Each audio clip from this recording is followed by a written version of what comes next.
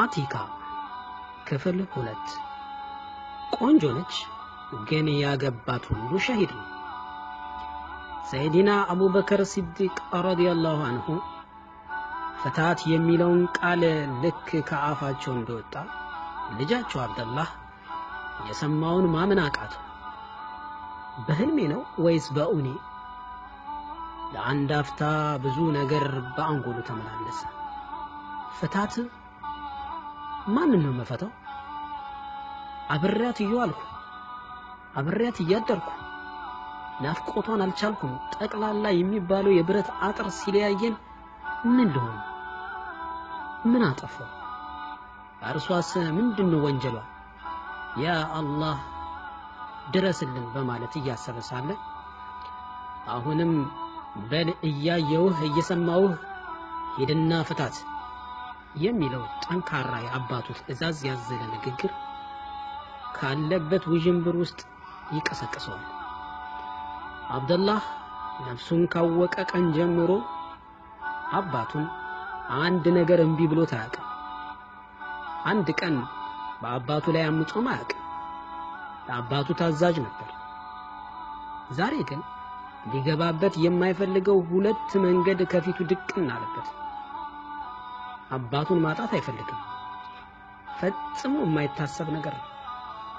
ነገር ግን ሕይወት ከሚወዳት ሚስቱ ተለይቶ መሰቃየት መሆኑን እየተረዳ የአባቱን ሐቅ አብልጦ ወደ ሚስቱ እየተራመደ ሳይሆን እግሩ እየሳበው ራሱን እንደሳተ ሰው በሕይወቱ ለመጀመሪያ ጊዜ መናገር እንደጀመረ ሕፃን በተወሳሰበ አንደበት ለሚስቱ አንቲ ጣሊቅ አላት። ሚስቱም የሰማችውን ማመን አቃታት። ከጥቂት ጊዜ በፊት አብደላህ ይነግራት የነበረው ባል ለሚስቱ ያለውን ፍቅር፣ አክብሮትና እዝነት የሚገልጽ ቃላቶችን ነበር። ግና አሁን ለምን ጠላቅ? ምን አጠፋሁ? ባሌን ምን በደልኩት? ምንስ ቀየረው? እያለች ልትቆጣጠረውና ልታቆመው የማትችለው እንዳሻው የሚወርድ እንባ ፊቷን አጥለቀለቀ። አብደላህና ሚስቱ ከተፋቱ በኋላ ስለተለያዩ የሁለቱም ሐል በጣም አሳዛኝና የሚያሳስብ ነበር። አሁንም ይህን ታሪኳን የዘገበው ሰው አብደላህን ጸባይ ሲገልጸው አብደላህ ሚስቱን ከፈታ በኋላ ያሳለፋቸው ቀናቶች የሌሊት ጨለማን የሚመስል ጥቁር ቀናቶችን ነበር ያሳለፈው ብሏል። አሁን አብደላህ እያደረ ሲሄድ ሕይወቱ ለምን ወዳልተፈለገበት መንገድ እንዳመራ ሰበቡን መመራመር ይጀምራል።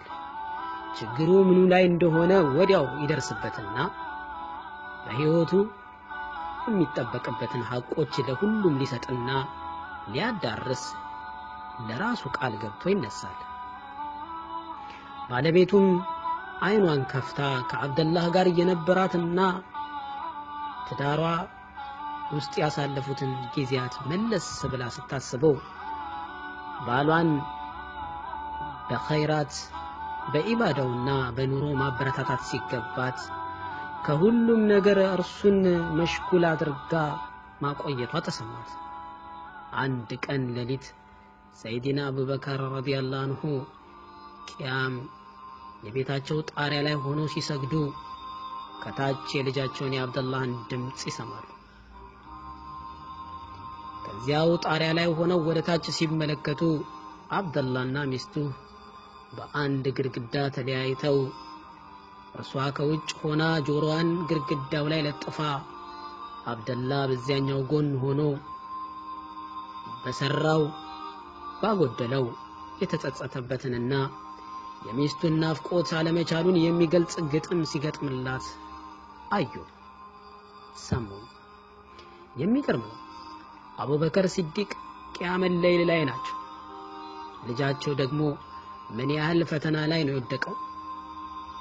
ሰይዲና አቡበከር ግጥሙንም ሰምተው የልጆቹንም ሁኔታ አይተው ሰላታቸውን አብቅተው ያ አብደላህ በማለት ተጣሩ።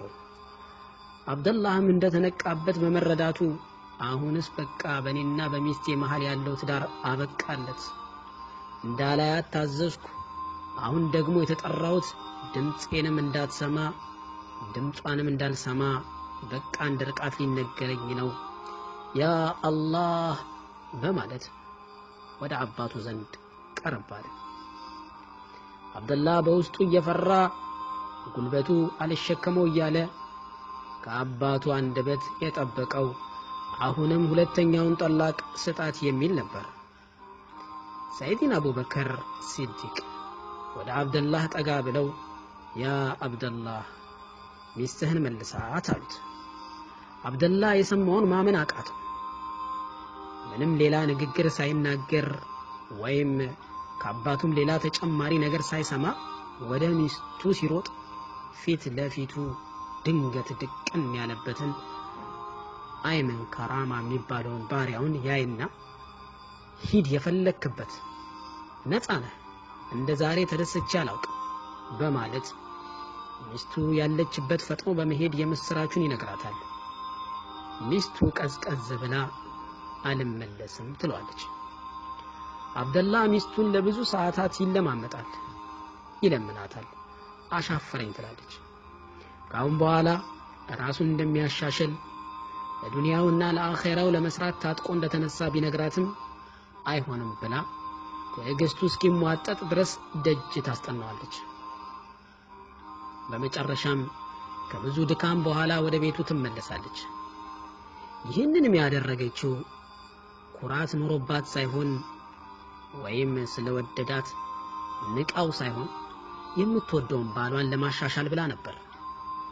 ከዚህ ቀን በኋላ አብደላህ ወደ ኑሮውና ኢባዳው ተመልሶ አባቱንም አስደስቶ ከሚስቱ ጋር የደስታና የፍቅር ኑሮ ሲኖሩ ሰዎች በአብደላህ ትዳር እንደ ተምሳሌት ይወስዷቸው ነበር። ነገር ግን ይህ ወደር ያልነበረው የባልና ሚስት ደስታና ፍቅር በአጭሩ ሊቀጭ ሆነ።